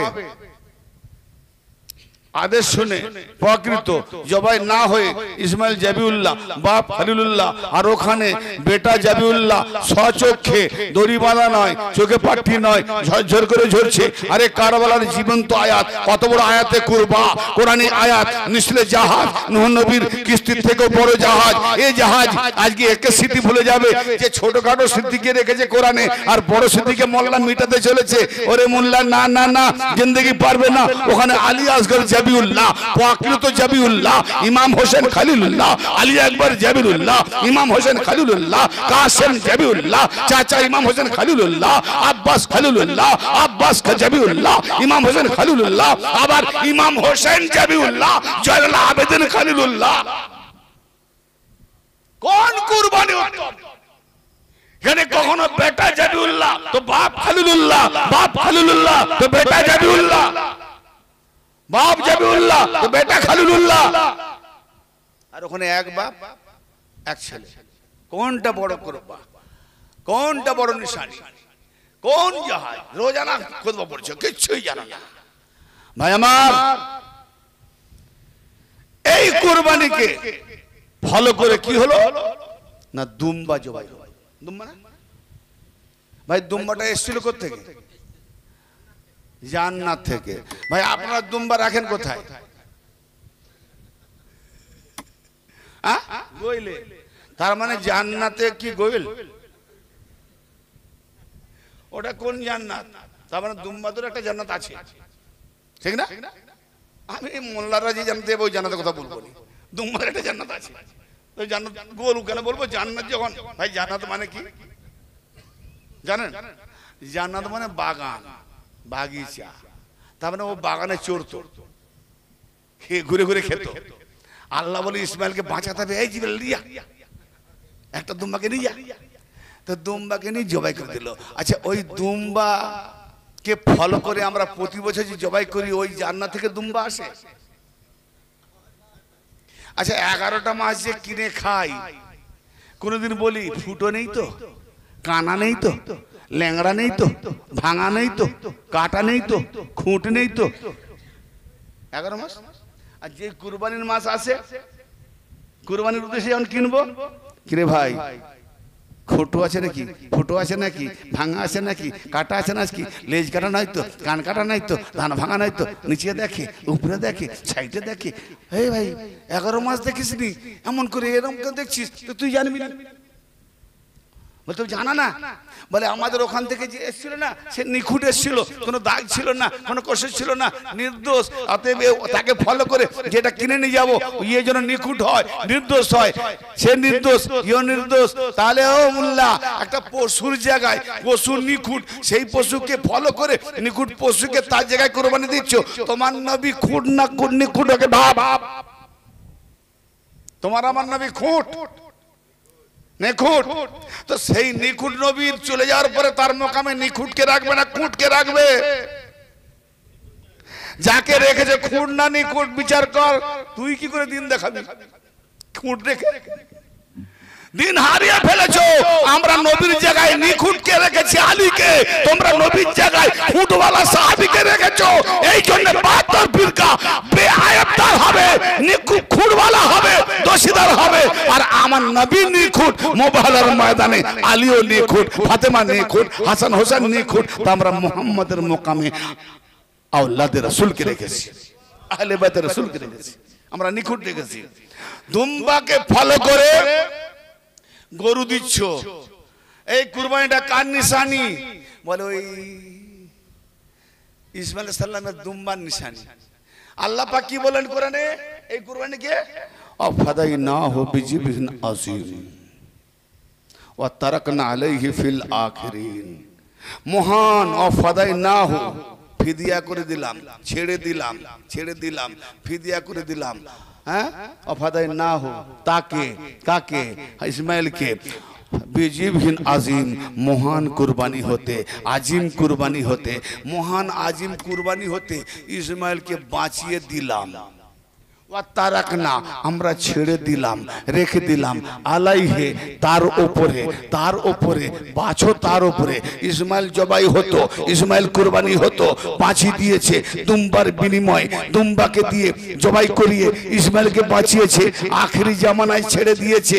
তারাকনা আলাইহে ফিল আখিরিন, আখিরিনদের মধ্যে আখেরি জামানায় ওই আজিম কুরবানি, যে আজিম কুরবানি ইসমাইল জবাই হতো, যে মহান কুরবানি ইসমাইল জবাই হতো, ওই আজিম মহান কুরবানি আখেরি জামানায় রেখে দিয়েছে। এ মোল্লা, শোনার ইচ্ছা না থাকে বলবেন, শেষ করে দেবো একদম। আখেরি জামানার কুরবানি কোনটা? মহান কুরবানি। আমি খুব হালকা ফুলকা, আবার ঘুমের মধ্যে সত্যি এসে গেছে তো নিতে পারছে না গো, আর কথাও অনেক ডিপলি এসে যাচ্ছে, বড় ভারী ওজন। ইসমাইলকে বড় কুরবানি হতে বাঁচিয়ে দেওয়া হয়েছে, আর সেই বড় কুরবানি আমাদের জামানায় ছেড়ে দিয়েছে, রেখে দিয়েছে। কোনটা বড় কুরবানি? কোথা? তো পালন করতে হবে তো। নামাজ বড় ইবাদত, নামাজ পালন করছো। ইসমাইলের পরিবর্তে তার দুম্বা, সেই দুম্বার পরিবর্তে গরু, মেয়ে, ছাগল অনেক কিছু করছো। এই দুম্বার পরিবর্তে দুম্বা, দুম্বার পরিবর্তে গরু, দুম্বার পরিবর্তে ছাগল। এই বুঝতে না পারলে হইও না পাগল। দুম্বার পরিবর্তে মোষ। তাহলে দুম্বা 4 পায়া জানোয়ার। ইসমাইল আল্লাহর নবী ও রাসূল, ইসমাইল আর দুম্বা কি বরাবর? মাশাআল্লাহ। একটা দুম্বা 4 পায়া জানোয়ার, সে মানুষের যখন সমতুল্য হতে পারেনি, আর ইব্রাহিম নবী রাসূল তার কি করে বরাবর হয়? ভালো করে বলেন। তা কি বলা হলো যে দুম্বার বদলে তোমরা গরু জবাই করে খাও, এটা দুম্বার নিশানি। আজকে নিদর্শন পালন করছো, এই গরু জবাই করা, কুরবানি করা, এটা দুম্বাকে ফলো করে তাজিয়া মানানো, কুরবানো তাজিয়া। আমি আগে বলেছি না যে তাজিয়া মিশলে কুরবানি, তাজিয়া হাঁটাবে তো তোমার কুরবানি বন্ধ হয়ে যাবে। যদিও ও টপিক অনেক দূর থেকে ঘুরে আনতে হবে। জি, তাতে দুম্বার মেশাল গরু তাজিয়া, দুম্বার উদাহরণ ছাগল তাজিয়া, দুম্বার উদাহরণ মোষ তাজিয়া, মানে ইয়াদগির, দুম্বাকে ইয়াদগির, দুম্বাকে স্মরণ, দুম্বাকে স্মরণ। এ গরু দিয়ে, ছাগল দিয়ে, মোষ দিয়ে, তাজিয়া দিয়ে হোসেনকে স্মরণ করলে না যায়। পশুকে দিয়ে পশু স্মরণ করে খাচ্ছ কেন? ওটা খেতে পাচ্ছ না, আবার ইনকামও হচ্ছে, 200 টাকা কমসে কম পাবে জবাই করলে। বলে এইটা ফতোয়া দেওয়া যাবে কেন? খেতেও পাবো, টাকাও পাবো। আর এখানে গেলে গরিব হতে হবে, আহলে বাদত লাইনে গেলে খেতেও পাবো না, অত পেট ভর্তি পাবো না, পকেট গরম হবে না। ফতোয়া লাগা, দুশ্মনী করার তো জায়গা। একমাত্র আহলে বাদত দুশ্মনী তারাই করে যাদের রক্ত হারাম। জি, তো ব্রাদারে মিল্লাত, কোরআন বলছে বড় কুরবানি হতে ইসমাইলকে বাঁচিয়েছি, বড় কুরবানি ছেড়ে দিয়েছি আখিরি জামানায়। তাহলে কি ইসমাইলের পরিবর্তে গরু কুরবানিটা কি বড় কুরবানি? জবাব দেবেন। ইসমাইলের পরিবর্তে ইসমাইলের কুরবানি আর গরুর কুরবানি দুটো এক। এটা মানুষের কুরবানি, পশু কুরবানি এক নয়, ইসমাইল নবী। তাহলে বড় কুরবানি কোনটা? তাহলে ইসমাইলের কুরবানি যদি হয়ে যেতেন তাহলে মুহাম্মদ আসতেন কার থেকে? এই আল্লাহর ফজলে হাত। এই যে দরুদ পড়ি, ও আলা আলে ইব্রাহিম ও আলা আলে মুহাম্মদ, ওইখান থেকে শুরু সূচনা। অতএব ইসমাইল ইব্রাহিম আওলাদ, হোসেন নবী মুহাম্মদের আওলাদ, কিরম কানেকশন মিলন শুধু জুড়ে দিয়েছে দেখুন। তো ভাইজান, ইসমাইলের জবাই হলো না, এখানে সেই জবাইটা ইমাম হোসেন হলেন। জোরে বলেন সুবহানাল্লাহ। তাহলে কোন কুরবানি বড়? ছোট কুরবানি প্রতি বছর পালন করছো, না জায়েজ নয়, খেতে পাচ্ছ, পয়সা পাচ্ছ, টাকা পাচ্ছ। আর হোসেনের বড় কুরবানি না জায়েজ, মহান বড় কুরবানি আখিরি জামানায় ছেড়ে দিয়েছি। কির জন্য? ইমাম হোসেন কুরবানি হলেন, আবাল বিদ্যাবনিতা কুরবানি হলেন। কাদের জন্য হলেন? আমাদের জন্য হলেন, আমাদেরকে বাঁচাবার তাগিদে হলেন, আমাদেরকে দেখানোর জন্য হলেন, দিন দেওয়ার জন্য হলেন। আমরা সেই জাহাজে সওয়ার হয়ে যাতে মুক্তি পেতে পারি। তাই নবী পাক বললেন, ইন্নাল হুসাইনা মিসবাউল হুদা ওয়া শাফিনাতুন নাজা। নিঃসন্দেহে হোসেন হলো হেদায়েতের চিরাগ, হেদায়েতের চিরাগ, চিরাগ মানে সূর্য, হেদায়েতের প্রদীপ। ইন্নাল হুসাইনা মিসবাউল হুদা ওয়া শাফিনাতুন নাজা, এবং মুক্তির জাহাজ, মুক্তির কান্ডারি। আল্লাহ পাক আমাদেরকে সেই মুক্তির কান্ডারি জাহাজ যেন আমাদেরকে রেখে মুক্তি দান করেন। ইমাম হোসেন সাল্লাম কারবালা প্রান্তরে আব্বাস আলমদারকে সেনাপতির কমান্ডার বানিয়ে দিলেন। যখন 2রা মুহররম 28শে রজব থেকে সফর করে করে মক্কাতে এলেন, এজিদি সোলজার তারা দেখলো যে মক্কাতে আরো সুযোগ ভালো। হজের মৌকায় ভিড় ভাড়াক্কায় হোসেনকে কাতল করে দেবো, কার নামে যাবে জানতে পারবে না। ইমাম হোসেন ষড়যন্ত্র বুঝতে পেরেছেন, তাই হজের দিন না থেকে, হজ না করে উমরাহ করে বেরিয়ে এলেন। যখন উমরাহ করে বেরিয়ে এলেন, রাস্তায় অবরোধ করলো হুর। আপনার এজিদের পক্ষ থেকে হুরকে পাঠানো হলো 4000 সোলজার নিয়ে। হুর যখন ইমাম হোসেনের রাস্তা অবরোধ করলেন যে আপনি অন্য কোনো রাস্তায় যেতে পারবেন না, এই বাদশাহ যা হুকুম করেছে এজিদ জাহাপানা, সেই মোতাবেক চলতে হবে, অতএব আমার রাস্তায় চলে আসুন। তাতে করে মা জাইনাব সালামুল্লাহ আলাইহা আলীর বেটি বললেন, হুর তুমি কার সঙ্গে কি কথা বলছো জানো? তখন উটের লাগাম ধরেছিলেন, মা জাইনাব যাতে সওয়ার ছিলেন। বলছে এখানে কিছু করার নাই আমার, আমি বাদশার একটা চাকর, মুলাজিম, গোলাম, আমাকে পালন করতে হবে। আচ্ছা, দুনিয়ার বাদশার হুকুম পালন করে একটা বড় ওয়াজিব তোমার জন্য, জয়নব বলেছিলেন। আর দিন দুনিয়ার আখিরাতের বাদশা হোসেন, যে জান্নাতের সরদার নওজওয়ানদের, তাকে ভুলে গেলে হুর সত্য কথা জেনেও নিজেকে মজবুর। যখন হুরের সঙ্গে সাথে কারবালা পর্যন্ত পৌঁছে গেল 2রা মুহররম, ওখান থেকে যখন ওবায়দুল্লাহ ইবনে জিয়াদ দেখতে পেল যে হুর ওর সঙ্গে নামাজ পড়ছে, খবর পেয়েছে ইমাম হোসেন যেখানে নামাজ পড়েন হুর তার সঙ্গে জামাত করে নামাজ পড়েন, বলে আরে হোসেনদের সঙ্গে নামাজ পড়ছে হুর, তার মানে হুর তোদের দলে হয়ে যাবে। আজকেও দেখেছেন যে আমাদের পেছনে বা আমাদের সঙ্গে নামাজ পড়তে কেন ওরা মানা করে, যে আমাদের দলে না হয়ে যায়, ওদের দলে নিয়ে যেতে চায়, আমাদের সঙ্গে নামাজ পড়লে বেদাত হয়ে যাবে। যাক, সে মশলা তো আপনারা নিজেরা চিন্তা করব। তো ভাই আমার, এই হুর নামাজ পড়ছে দেখে কি করলো, উমর বিন সাদকে আবার সৈন্য পাঠানো হলো। ওবায়দুল্লাহ ইবনে জিয়াদ আবার সৈন্য পাঠানো হলো। এরকম করে মোট আস্তে আস্তে 26,000 সোলজার। 2রা মুহররম যখন খিমা নদী, ফোরাত নদীর সামনে তাম্বু খাটানো হলো, তো ইমাম হোসেনের সঙ্গে সলা পরামর্শ অনেক কথা হতে হতে ইমাম হোসেন বলছে, এই চিঠিটা তোমরা দাওনি, তোমাদের সই আছে। এরম করে করে 150 খানা দেখিয়েছে, তোমরাই আমার পথ ঘিরেছো, না আমাদের ইমামত মানবে ছেড়ে দাও, আমি ইরানে চলে যাব কিংবা ইন্ডিয়াতে চলে যাব। সুবহানাল্লাহ। ইমাম হোসেন ইন্ডিয়াকে ভালোবাসতেন। কেন?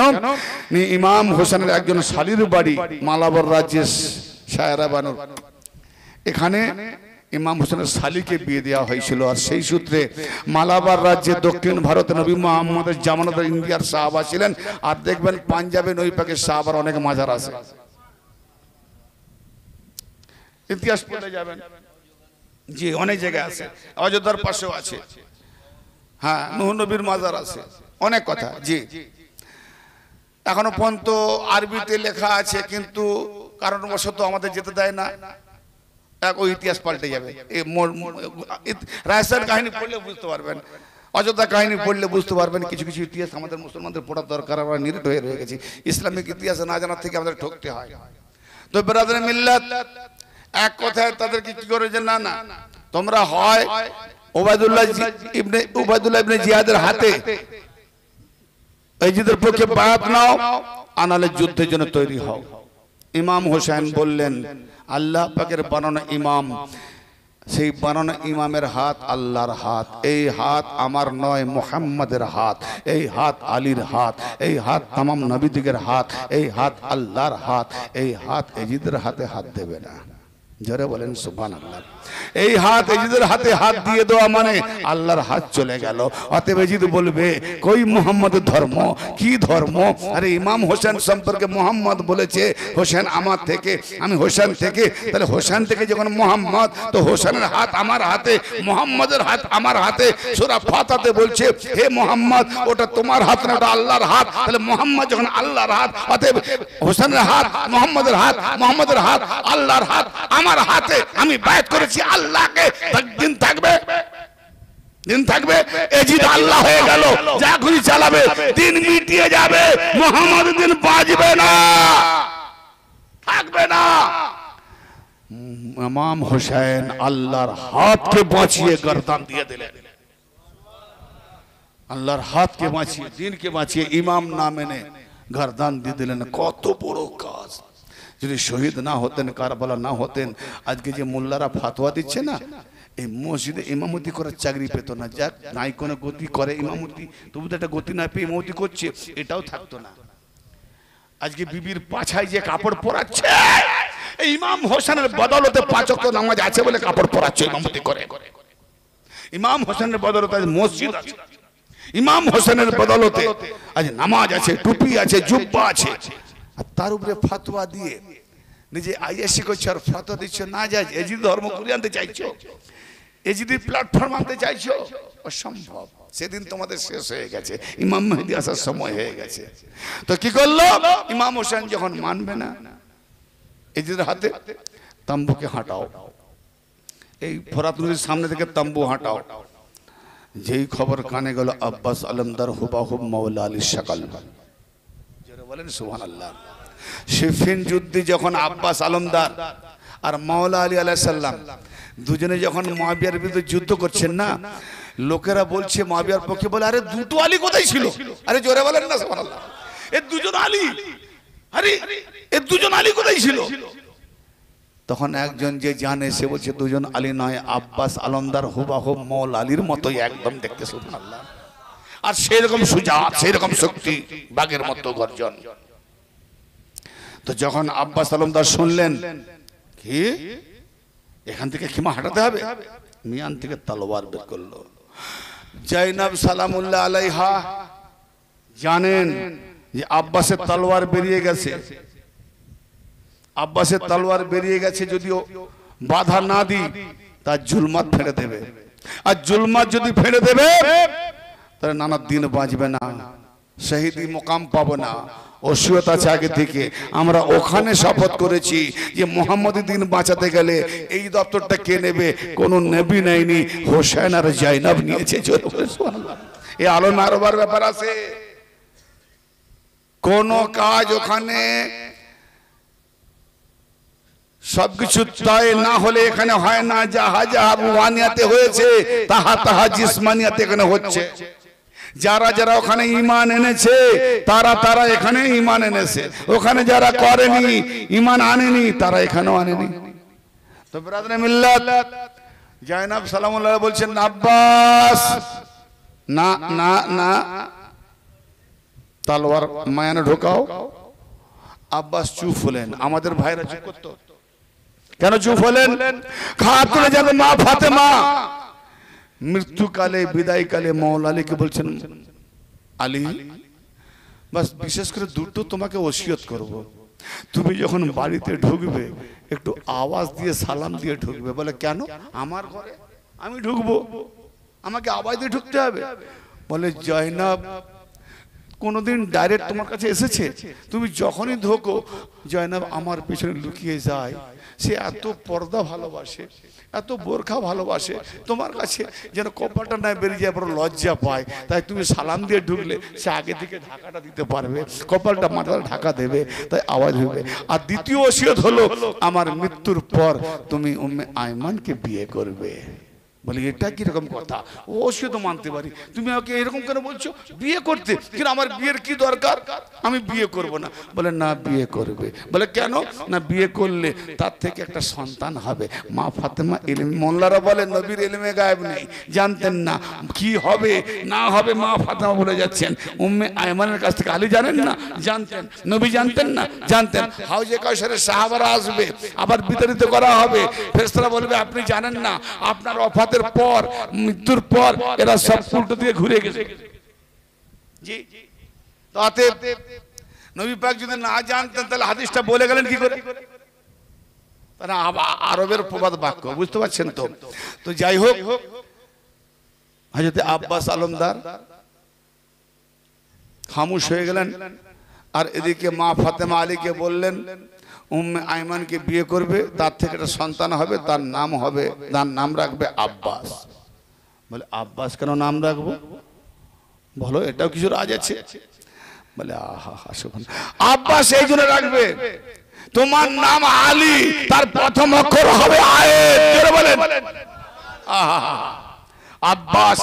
আর আল্লাহু আকবার, হাসান হোসেন সিন দিয়ে হবে, আলিফ দিয়ে আল্লাহর মকাম দেখাবে। আর সারা কায়নাতের বে দিয়ে যে নকটা দিয়ে শুরু হলো বিসমিল্লাহ, তো সেই বিসমিল্লাহ আলীর আবজাদে পড়ছে। কারণ তাফসীরে আছে যে আলী আব্দুল্লাহ ইবনে আব্বাসকে নিয়ে তাফসীর করছেন, পুরো রাত কেটে গেল। তো আব্বাসকে বলছে, আব্দুল্লাহ ইবনে আব্বাস বলছেন মাওলা আলী বিসমিল্লাহর বায়ের তাফসীর করতে করতে ভোর হয়ে গেল, তাহলে কোরআন তো এখন অনেক বাকি। বলছে আব্দুল্লাহ পুরো কোরআনের যে নির্যাস কোথায় আছে জানো? বলে না। বলে পুরো কোরআনের নির্যাসটা মানে ছড়িয়ে দিয়েছে কোরআন, পুরোটাকে গুটিয়ে আনলে আসবে কোথায়? সূরা ফাতিহায়। সূরা ফাতিহা যে ছড়ানো আছে নির্যাস, এটা আছে কোথায় জানো? বলেন না মাওলা। বলে ওটা আছে বিসমিল্লাহির রহমানির রহিমের মধ্যে। বিসমিল্লাহির রহমানির রহিমের নির্যাস আছে কোথায় জানো? বলেন না মাওলা, ওটা আছে বিসমিল্লাহর বায়ের মধ্যে, বা। আচ্ছা, বায়ের যে নির্যাস ওটা আছে কোথায় জানো? আচ্ছা, বা তখনই হয় নক্তা নিচে থাকলে বা, নক্তা উঠে নিলে হ্যাঁ কিছু নাই। কি বলবেন? তো বায়ের নির্যাস কোথায়? না মাওলা জানেন। আনা নুক্তাতুন তাহতালে বায়ে, ওই বায়ের নিচে নক্তাটা হলাম আমি আলী। জোরে বলেন সুবহানাল্লাহ। সেই নক্তা পুরো কোরআনটাকে হেফাজত করবে, ইয়ানি আহলে বায়াত পুরো কাউন্টারকে হেফাজত করবে। আমার জয়নবকে হেফাজত করবে। আমার জয়নবকে তারা আব্বাস আলমদার সাহসী থাকবে, তার উপরে কেউ আক্রমণ করতে পারবে না। এরকম বহু দিক দিয়ে ভেবে ওসিয়ত করলেন। কিন্তু মা ফাতেমা সালামুল্লাহ আলাইহাকে রাত্রিতে কেন কবর দেওয়া হলো এটা কি জানেন? আগে আগে আমরা শুনতাম মা ফাতেমা এত পর্দা ছিলেন, এত পর্দা ছিলেন যে ওনার কবরটাও যেন কেউ না দেখতে পায়, তার জন্য রাত্রে দেওয়া হয়েছিল, ঠিক না? আর এখন করে বলছি মা ফাতেমার কবরকে তুমি ঢাকার জন্য ওয়াকিয়া গড়ে দিলে, আর বাগে ফেদাকে যখন দাবি করতে গেলেন ওখানে যে 3 ঘন্টা দাঁড়িয়েছিল ওখানে পর্দা ছিল না? না রে কালমুখ মৌলবী। মা ফাতেমা বলছেন যারা যারা আমার বিরুদ্ধাচরণ গিয়েছে, হে আলী, তাদেরকে আমার জানাজায় শরীক হতে দিও না, রাত্রিতে কবর দিয়ে মিশিয়ে দিও। কারা? তারা কারা যাদের বিরুদ্ধে মা ফাতেমা বলেছেন? ইহুদি না সারা মুসলমান সাহাবী। আফসোস, ভাবছি দিন কি পেয়ে গেছি, ভালো দিন চলছে, কি আশা নামাজ পড়ে জান্নাতে যাব, একদম 70টা হুর পাবো, কি আশা। বাপরে বাপ, 25 বছরের বুড়ো, এই 25 বছরের যুবক আর 80 বছরের বুড়ো। একজন বুড়িমাকে বলছে বুড়োরা কেউ জানাতে যাবে না। বুড়িমা কাঁদতে কাঁদতে যাচ্ছে। নবী বলছে কাঁদছে কেন? বলে আপনি বলছেন বুড়ো বুড়ি কেউ জানাতে যাবে না, তা আমি তো বুড়ো হয়ে গেছি, বুড়ি আমার নসিবে জান্নাত। বলে ও মা শোনো শোনো, জান্নাতে যারা যাবে কেউ বুড়ো বুড়ি হয়ে যাবে না, সব যুবতী হয়ে যাবে। তো 80 বছরের বুড়ো মৌলী সাহেব ওয়াজ করছে নামাজ পড়লে জানাতে যাবে 70টা হুর।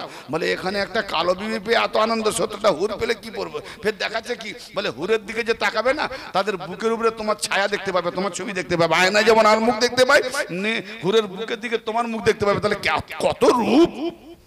80 বছরের বুড়ো বলে নামাজ ছাড়বো? যে মোল্লার ওয়াজে নামাজ নাই ওই ওয়াজে বসবো না, যে মোল্লার ওয়াজে নামাজ আছে ওইখানে বসবো। কেন? ওই রকম হুর পাবো, যুবক হয়ে যাবো, আইয়াসি মানাবো। তার বেটা 25 বছর, সেও আইয়াসি মানাচ্ছে। এবার নামাজ পড়তে পড়তে হুরের যদি খেয়াল হয় কি আইয়াসি নামাজ হচ্ছে, নামাজেও হানিমুন, পিকনিক বানানো হচ্ছে। কি সেক্সি বাজে মৌলবীদের নামাজ। খারাপ বলছি নাকি? আবে জান্নাত হুর গেলমান সব যদি এখানে রেখে দিলি, আল্লাহকে রাখলি কোথায়? হ্যাঁ, সব জান্নাতের লোভে, হুরের লোভে। আর যদি জান্নাত হুর গেলমান না দিত আর জাহান্নাম না বানাতো, মসজিদে মোল্লার চাকরি হতো? নামাজ পড়লেও কি না পড়লেও কি, না পড়লে জাহান্নামও যাবো না, পড়লে জান্নাতও পাবো না, মসজিদ দরকার নাই। হ্যাঁ, এসব বানাবার ব্যবসা শুরু করেছে। মুক্তার সাহেব পরে শেষ করবো। বাস আব্বাস আলমদার আলাইহিসসালামকে সেনাপতি বানিয়ে দিলেন। একের পর যখন এক শেষ শহীদ হয়ে যাচ্ছেন, আব্বাস আলমদার বলছেন মাওলা হোসেন, মাওলা আকা, আমাকে অনুমতি দেবেন না শাহাদাতের পেয়ালা পান করার জন্য? আব্বাস, তুমি সেনাপতি, তুমি শহীদ হলে সেনাপতি করবে কে? ঝান্ডা কে ধরবে? আব্বাস, এই যে আমরা মহরমের আলম, এই আব্বাস আলমদার মাওলা আলী খাইবারের যুদ্ধে আলমদার আলম ধরেছিলেন, ঝান্ডা ধরেছিলেন, আর কারবালার যুদ্ধে মাওলা আব্বাস আলম ধরেছিলেন। জোরে বলেন সুবহানাল্লাহ। ব্রাদার মিল্লাত, তো আব্বাস আলমদার বলছেন মাওলা সৈন্য সোলজার আছে কোথা? সব তো শহীদ হয়ে গিয়েছে, আমি আবার কার সেনাপতি থাকবো? আমি কার কমান্ডার? সবাই শহীদ হয়ে গেছে। এবার আমাকে অনুমতি দেন,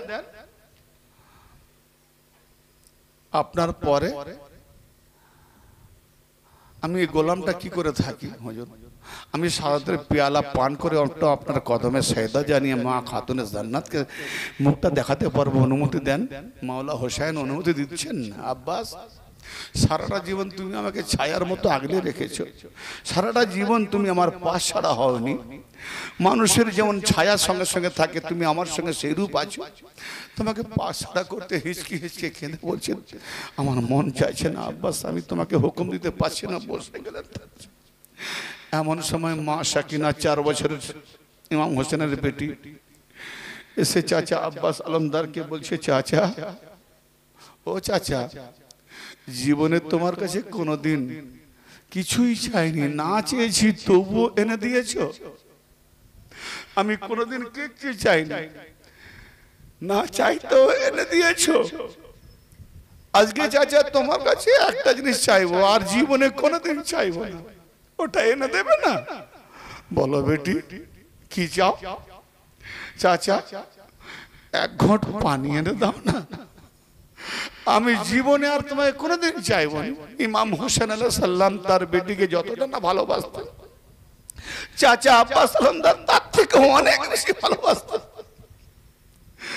আব্বাস আলমদার ভাবলেন এই একটা সুযোগ, মাওলা হোসেনের অনুমতি ব্যতীত তো যেতে পারছি না, যদি এই সাকিনার রোনাজারি কান্নাজারি পানির বাহানায় একটা সুযোগ পাই। বেটি আমাকে যেতে দিচ্ছে না, আমি অনুমতি পাচ্ছি না তোমার বাবার কাছে, আমার মাওলা আকা অনুমতি দিচ্ছে না। তখন সাকিনা বানু বলছেন, আব্বাজান গলা শুকিয়ে যাচ্ছে, চাচাকে আদেশ দিবেন না? মাওলা হোসেন বলছেন, আব্বাস,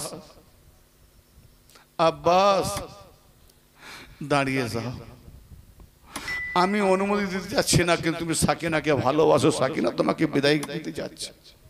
যে দাঁড়িয়ে গেলেন, মশকটি নিলেন, মশকটি নিয়ে ঘোড়ায় সওয়ার হলেন। যে ঘোড়ায় সওয়ার হলেন, ঘোড়াকে হাঁকাচ্ছেন, ঘোড়া আর চলছে না, ঘোড়া আর চলছে না, ঘোড়াকে বারবার হাঁকাচ্ছে। ঘোড়া ইশারা করে বলছে আমি মজবুর, আমি যেতে পারছি না। ইশারা করে দেখাতে পিছন পানে তাকিয়ে দেখে সাকিনা বানু ঘোড়ার 2টো পা ধরে আটকে রেখেছে, ঘোড়াকে যেতে দিচ্ছে না। আব্বাস আলমদার নিচে নামলেন, বেটি তুমি আমাকে অনুমতি দিলে পানি আনার জন্য, তুমি ঘোড়া না? আমি দুলদুল ঘোড়াকে, এই ঘোড়াকে বলতে চাই, ওরে আমার চাচা আব্বাসকে নিয়ে যাচ্ছ যেভাবে সেইভাবে ফুরিয়ে দাও, ওয়াদা করো। এই জন্য 2টো পা ধরেছে। তো ঘোড়া কি ওয়াদা করবে? ওখানে শহীদ হওয়ার পিয়ালা আটকে রয়েছে, ঘোড়া কি করে ওয়াদা করবে? ঘোড়া দেখিয়ে দিয়েছে খাতুনে জান্নাত কাল এসেছিল, যেখানে ইমাম হোসেনের লাশ মোবারক শাহিদ থাকবে, শহীদ হবে, সেই জায়গাটায় খাতুনে জান্নাত তার নিজের মাথার চুল মোবারক দিয়ে, তার নিজের দোপাট্টা দিয়ে ঝাড়ু দিয়েছেন। রাত্রিতে যখন সবে আসর রাত্রি, দ্বিপ্রহর, মধ্যরাত্রি, সেই রাত্রিতে মাওলা হোসেন হুবাহুব দেখতে আলী আকবর, বেটা আলী আকবর ভালো করে দেখা দাও, তোমাকে দেখে আমার নানা মোহাম্মদের জিয়ারত করি, হুবাহুব তাকে দেখতে আমার মন শান্তি পেয়ে যায়। আলী আকবর চলো আমরা একটু ঘুরে আসি, কাল যেখানে আমরা শহীদ হব।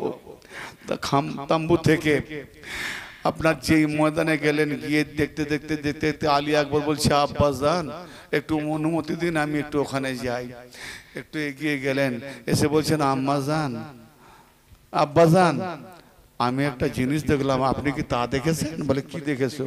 বলে একটা পর্দাপোষ ভদ্র মহিলা, পর্দা ঢাকা, বোরখা ঢাকা, সে কাপড় দিয়ে, তার আঁচল দিয়ে, তার চুল মোবারক দিয়ে ঝাড়ু দিচ্ছে। কি দেখলাম? আমি গিয়ে বললাম, খাতুন কে আপনি? এ কি করছেন? কাল তো আমরা এখানে শহীদ হব, আল্লাহর হুকুম আছে।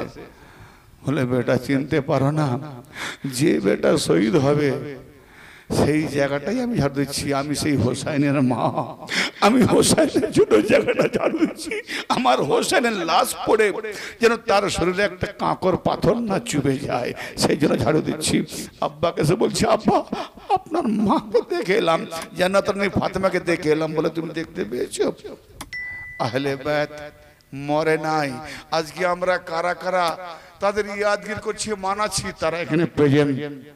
দেখছেন এক মহিলা প্রতি বছরের মার্সিয়া মানায়, মহরম মানায়, চাঁদ এলে তার কান্না হয়, প্রতিবারে কোনো না কোনো একজন সাথী করে নেয়।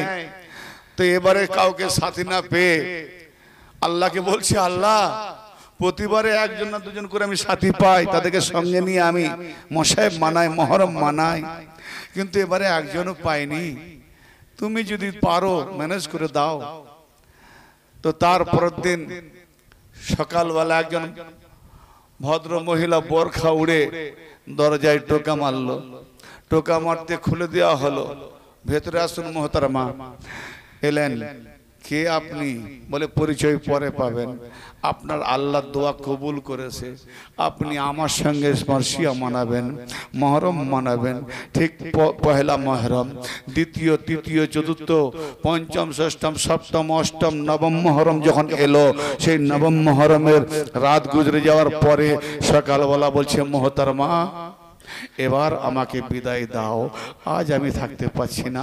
বলে তুমি 9টা দিন 9টা রাত আমার সঙ্গে কাটিয়েছো, রোনাজারি করে দিন কাটিয়েছি, মর্শিয়া গিয়ে দিন কাটিয়েছি, কারবালার জিকির আজগার করে দিন কাটিয়েছি, কারবালার ইতিহাস পড়ে দিন কাটিয়েছি, কারবালার আলোচনা করে দিন কাটিয়েছি, পরিচয় নেওয়ার সময় পেলাম না। বিদায় কালে তোমার পরিচয়টা দেবে না?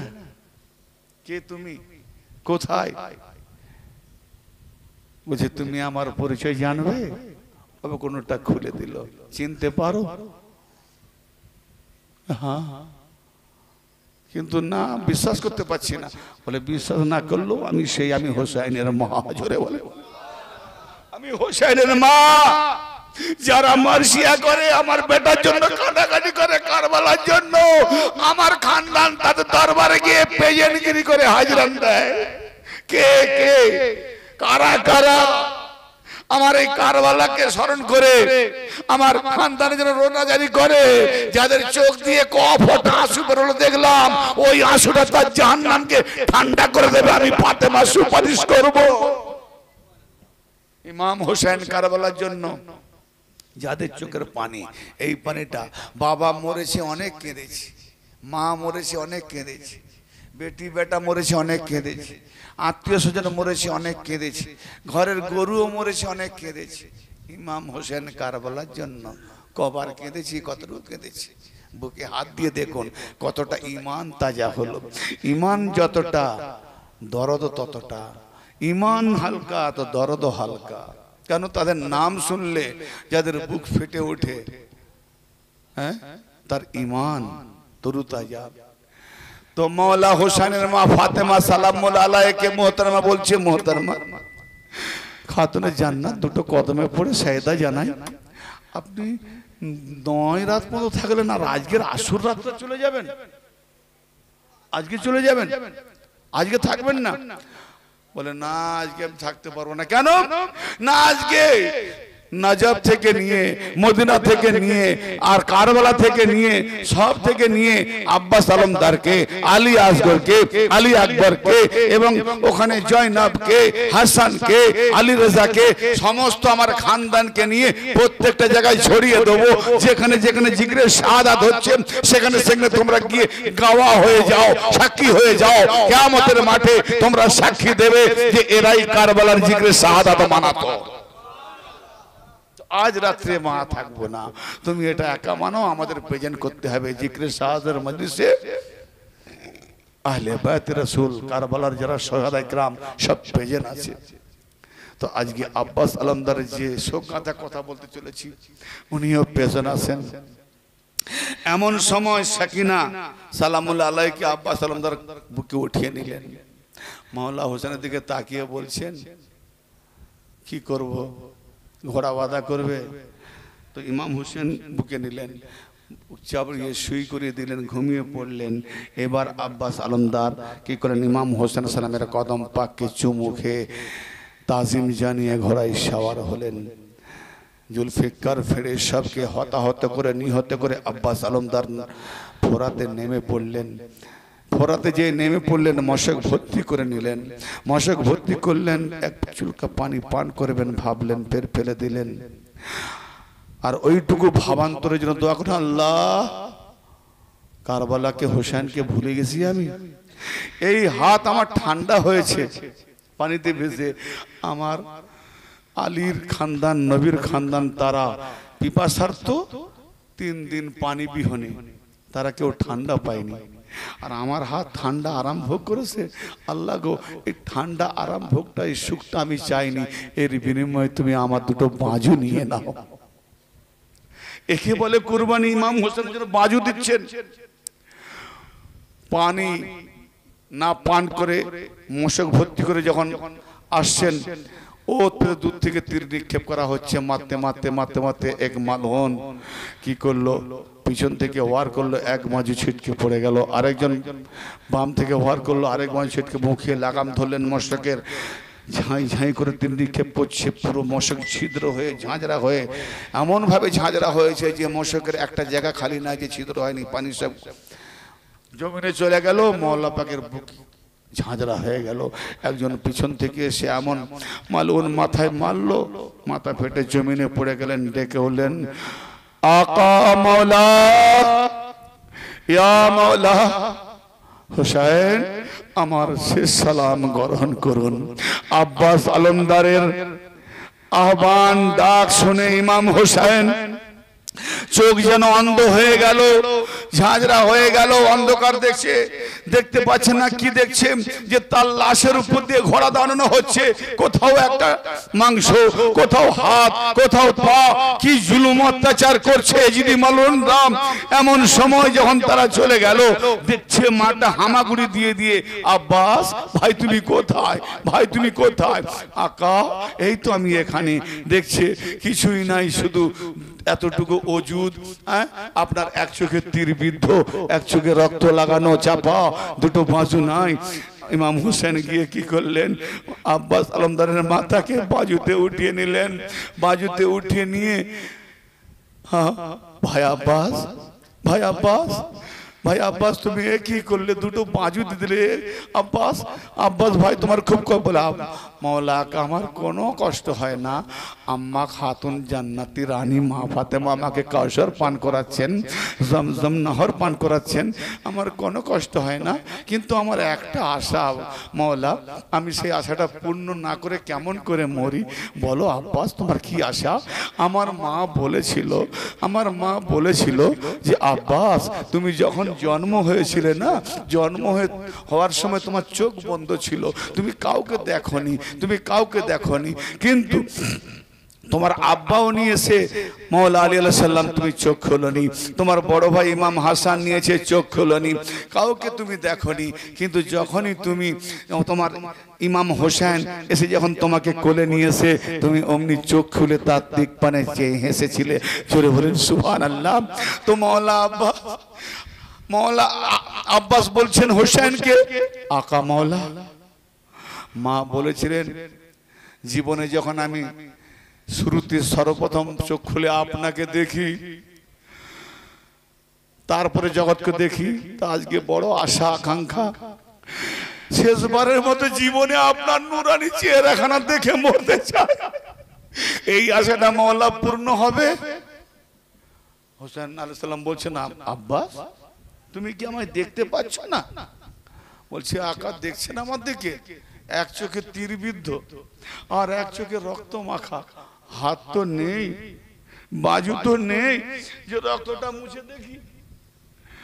আমি আপনাকে বলতেও পারি না, কারণ আমি গোলাম, আপনি আমার রক্ত মুছে দেবেন? আকা মুছে দেন, গোলাম হয়ে কি করে বলি, দেখার ইচ্ছা হয়েছে।